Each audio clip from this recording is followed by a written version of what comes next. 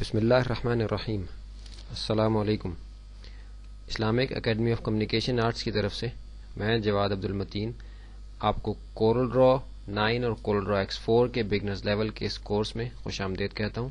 یہ ایک certificate course ہے، یعنی اس کورس کو مکمل کرنے کے بعد جو اس کے پروجیکٹس ہیں وہ کمپلیٹ کرنے سے آپ سرٹیفکیٹ حاصل کر سکتے ہیں Islamic academy of communication arts سے۔ اگر یہ کورس آپ کو CD پہ ملا ہے تو آپ ان نمبرز پہ جو آپ کو اسکرین پہ نظر آ رہے ہیں کانٹیکٹ کر کے تو آپ سرٹیفکیٹ لینے کے بارے میں مزید تفصیل معلوم کر سکتے ہیں۔ یہاں یہ بتانا ضروری ہوگا کہ کورل ڈرا 9 اور کورل ڈرا X4 دونوں کو کیوں منتخب کیا گیا اس کورس کے لیے، تو اس کی وجہ یہ ہے کہ کورل ڈرا 9 نسبتاً پرانا ورژن ہے، لیکن بیسک اسائنمنٹس کے لیے وہ بہت کافی ہے، یعنی ساری بیسک اسائنمنٹس جو ہیں وہ آسانی کے ساتھ کورل ڈرا 9 میں کی جا سکتی ہیں،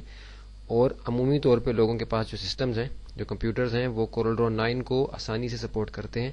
جبکہ کورل ڈرا X4 جو کہ لیٹسٹ ورژن ہے کورل ڈرا کا، اس کو عموماً کمپیوٹر سپورٹ نہیں کرتے۔ لیکن دونوں کو اس لیے شامل کر لیا گیا ہے تاکہ ہمارے ذہن میں کوئی مزید ایسی بات نہ رہ جائے کہ لیٹسٹ ورژن جو ہے اس میں کوئی نئی چیز ہے جو ہمیں نہیں آتی۔ تو بیسکلی ہم اس کورس کے دوران کورل ڈرا 9 پہ کام کریں گے، اور ساتھ ہی بیچ میں کچھ لیسنز ایڈ کر دیں گے جس میں ہم کورل ڈرا X4 کا اوور ویو لے لیں گے،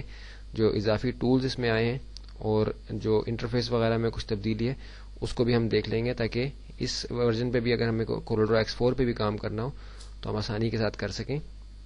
اور یہ بگنرز لیول کا کورس ہے، یہ اس طریقے سے بنایا گیا ہے کہ کم سے کم وقت میں آپ کو زیادہ سے زیادہ معلومات کورل ڈرا کے بارے میں اس طریقے سے فراہم کی جائے کہ آپ اپنی بیسک اسائنمنٹس اگرچہ آپ کے پروفیشنل سے متعلق ہیں یا آپ کے اپنے ذاتی بزنس سے متعلق ہیں